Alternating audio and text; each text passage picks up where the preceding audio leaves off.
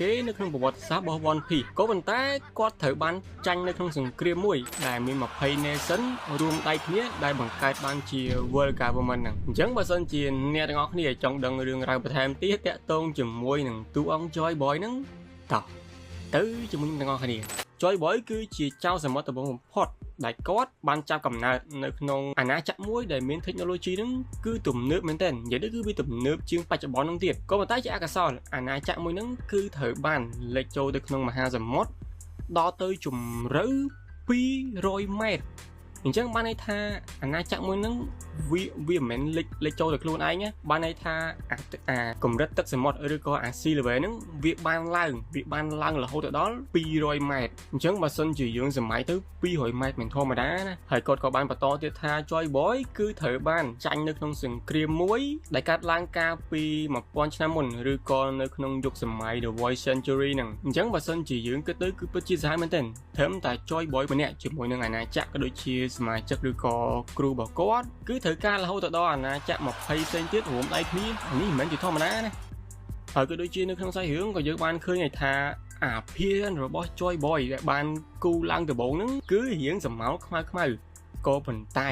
រូបរាងមួយហ្នឹងគឺវាដូចទៅនឹង Gear 5 Luffy មែនតើអញ្ចឹងបើសិនជាយើងនិយាយមកដល់ចំណុចត្រង់ហ្នឹងណាធ្វើឲ្យខ្ញុំនឹកឃើញទៅដល់រឿងរ៉ាវផ្សេងទៀតដូចជាកាលពីមុនខ្ញុំធ្លាប់បាននិយាយថា Joy Boy គាត់មានជាមួយនឹងថាមពល Hitotonomi Model Nika ហ្នឹងដែលអាចធ្វើឲ្យគាត់คล้ายជា Sun God Nika ដែលវាដូចទៅនឹង Luffy ដែលគាត់ស៊ីទៅលើអា Hitotonomi នឹងដូចគ្នាពេលដែលគាត់ transform ទៅជា Gear 5 yesគឺគេហៅគាត់ថា The Sun God Nika ដូចគ្នាដែលរឿងរ៉ាវមួយហ្នឹងគឺវាដូចទៅនឹង anime មួយគឺ Avatar The Last Airbender បើសិនជាគ្នាធ្លាប់មើលជាមួយនឹង anime ហ្នឹងប្រកាសជាដឹងហើយថានៅក្នុងសាច់រឿងមួយហ្នឹងបើសិនជាតួអង្គមួយហ្នឹងត្រូវបានធម្មជាតិជ្រើសរើសគាត់ឲ្យคล้ายជា Avatar គឺគាត់អាចមានសិទ្ធិអំណាចឬក៏មានសមត្ថភាពក្នុងការរៀនជាមួយនឹង element ដែលមាន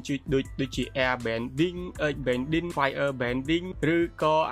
water bending អញ្ចឹងទៅដែលវាខុសពីតួអង្គធម្មតាដែលគាត់អាចមានសមត្ថភាពក្នុងការរៀនជាមួយនឹងការជប់ដីជប់ខ្យល់ហ្នឹងបានតាម element នេះហើយបើសិនជាយើងត្រឡប់មកក្នុងសាច់រឿងយើងវិញវាក៏ផាំងគាត់ក៏បានបន្តទៀតថាសង្គ្រាមដែលបានកើតឡើងកាលឯ Void Century ហ្នឹងគឺជាការប្រយុទ្ធគ្នារវាងគោលគំនិតពីរផ្សេងគ្នា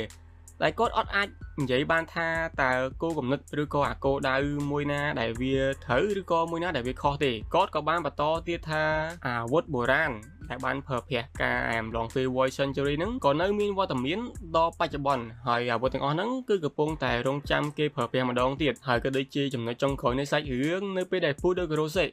គាត់បានលឺអ្វីដែលពេលកំផាំងគាត់បាននិយាយហើយគឺពួកគាត់ខឹងខ្លាំងមែនទែនដូចជាអាតាជុកព្រៃគឺគាត់កំពុងតែដេញឈ្មោះទៅលើ Luffy ហើយនឹង Dory ក៏ដូចជា Brogy អញ្ចឹងទៅហើយបើសិនជាយើងកលេចទៅមើលតាម Marcosma គឺគាត់ដើរលក្ខណៈថាមុខខើឬក៏ best អស់មែនទេ